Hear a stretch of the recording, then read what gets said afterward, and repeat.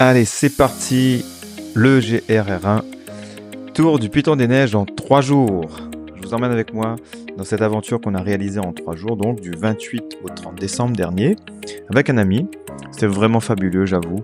Voilà un petit peu les chiffres, ça donne le vertige, mais c'était pas infaisable. Moi-même, je suis tellement surpris de pouvoir faire ce périple, de l'avoir fait en tout cas. Et on l'a effectué dans le sens inverse. Voilà, de Cilaos vers Salazie puis Mafat, les petites affaires, préparatifs, voilà, vous avez quelques images. Arrivé au gîte à Cilaos, voilà le pote. Et puis, petit manger au avis, très sain.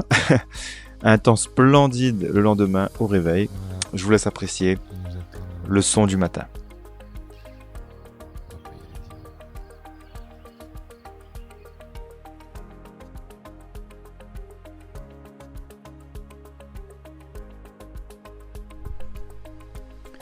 Nouvelles chaussures en plus, j'avais plus les miennes et donc il a fallu racheter. Et c'est parti, le bloc. Déjà on a eu 1 heure d'approche pour arriver au bloc. Donc on attaque la montée, magnifique paysage comme vous le connaissez sur ces portions. Ça se couvre sur Cilaos mais on a toujours une vue magnifique depuis les marches. Toujours cette montée. L'escalier métallique qu'on retrouve, je crois, à peu près à mi-parcours. Un peu moins.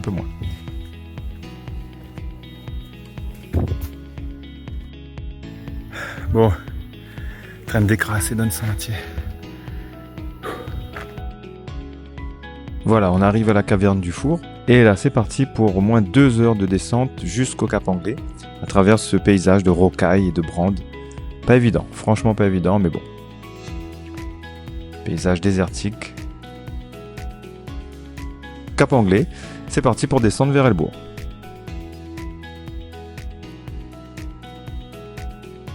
Bon, la descente est très raide, c'est pas forcément recommandé de passer par là, mais bon, au moins on l'a fait, et puis je vous dis c'est très technique, très technique, mais magnifique le paysage. Forêt de cryptoméria, très beau soleil sur Salazie, magnifique, ça fait plaisir, pour se reposer un peu, parce que franchement, les jambes n'en peuvent plus, et pas que les jambes. Voilà, arrivé à Salazie. Mais que du bonheur. On arrive près d'un stade, vous voyez, à Elbourg, à 1000 mètres.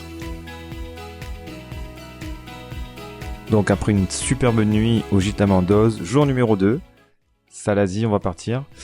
On commence tranquillement près des thermes, et puis on aura une grande remontée à faire vers Bramaron, Illet Avidot, voilà, donc on passe près du Piton en Chien, mais franchement avec cette petite remontée sympathique. Voilà, fond de rivière, le point le plus bas était ici, vers Illet Avidot.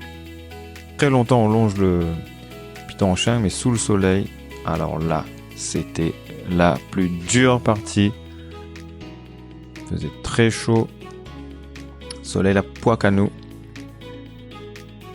Et puis bon, petit à petit on remonte, donc ça va, il y a une partie boisée. On attaque dans le gros soleil, la montée calée, la poussière. Là encore ça va, il y a des marches. Mais plus bas, rien que la poussière et la pente. La montée là, les jets. Bon voilà, vous voyez un peu le paysage et les sentiers vraiment durs. Puis on les laisse, il y a encore voilà, un peu de montée. Un petit peu moins difficile, mais quand même. Après ces belles allées, vous voyez, gazonnées de terre, qui étaient vraiment agréables. Ben on a encore un bout de chemin à faire et quelques remontées pas évidentes, encore au soleil. Grand sable, avec la plaque commémorative de l'Éboulis. On arrive juste après donc dans une belle rivière, magnifique, pour faire une petite pause, voilà, casser la croûte, se rafraîchir un petit peu, magnifique, avant d'attaquer à partir de la ravine du Grand Sable, une nouvelle portion de montée sous le soleil, encore une fois. Très dur. Là encore ça va. Ils viennent taper à nos 2-3 lacets là. Tonton. En plus, les 11h30. Faut au moins. On peut faire cette température là.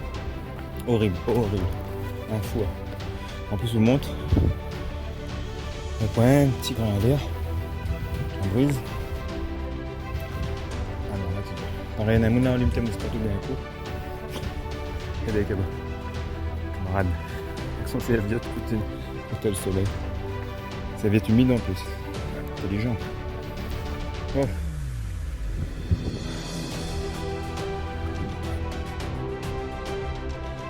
Voilà, dernière descente pour remonter une dernière fois, mais gentiment, vers le Bélier. Et on arrive sur la route. Direction Col des Bœufs, portion sur route, et puis ensuite on va reprendre les sentiers, voilà, pour 2 heures à peu près. Ah non, la pluie arrive en plus. Une belle vue sur Salazie, voilà.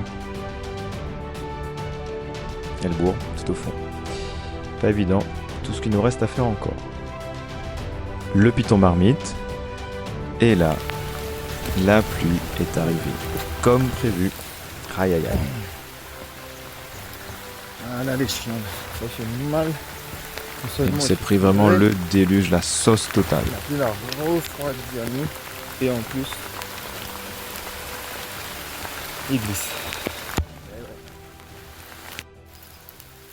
La pluie attrape à nous.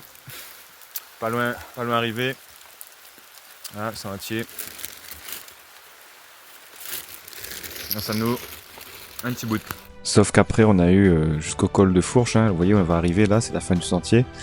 Mais on s'était pris, bon là là, encore une sauce monumentale juste après. Le sentier était une rivière, voilà. La pluie glaciale, on n'était pas trop bien couvert. Et là, on arrive. Vraiment difficile. Après la chaleur, vous voyez, le froid. Et ouais, et la pluie.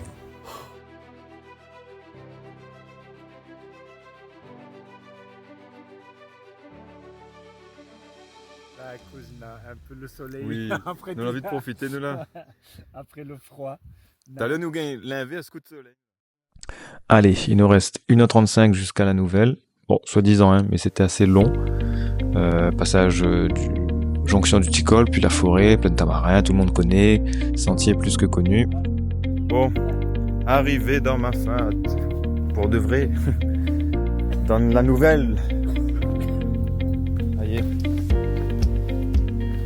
Enfin, le Coroyas, franchement, pas facile, deuxième portion. Pas facile. Et là, j'avoue que j'ai eu très mal à la cheville depuis le matin. En fait, depuis la veille, mais là, toute cette journée, je les ai vraiment sentis. Bon, voilà, on arrive à la nouvelle enfin, on va se poser, voilou, dans le gîte, le relais de ma fat.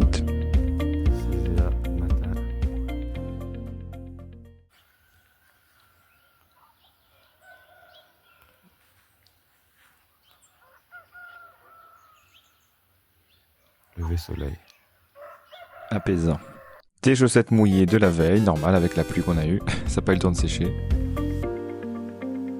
Et c'est parti pour attaquer le sentier très beau jusqu'à Marla, avec une longue et belle passerelle.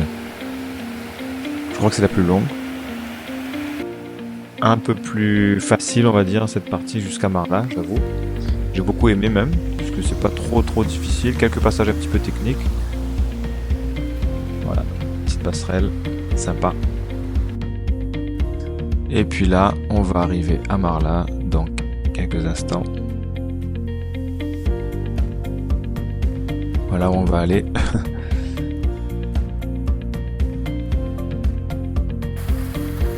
Jolie petite cascade, toute petite,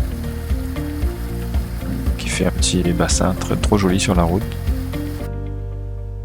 On va attaquer la montée du Taibit, c'est parti.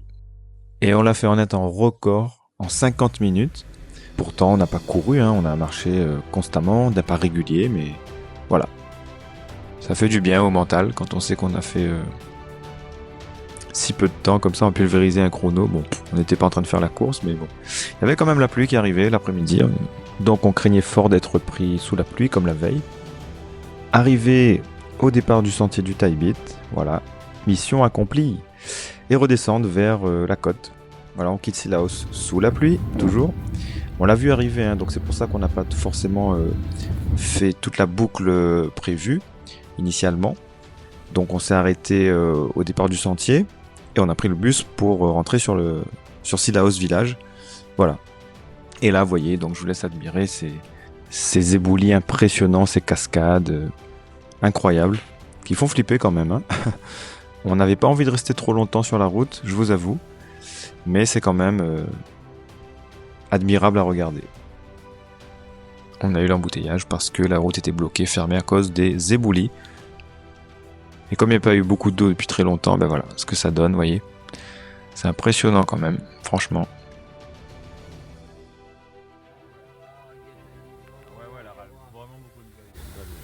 Avec cette dernière cascade vraiment très impressionnante. Voilà, c'est sur ces images de retour à la civilisation, fin du grand parcours, que je vous laisse, que cette vidéo se termine en vous souhaitant de le faire, de le réaliser si c'est pas fait, que ça vous a donné envie, que ça vous a inspiré.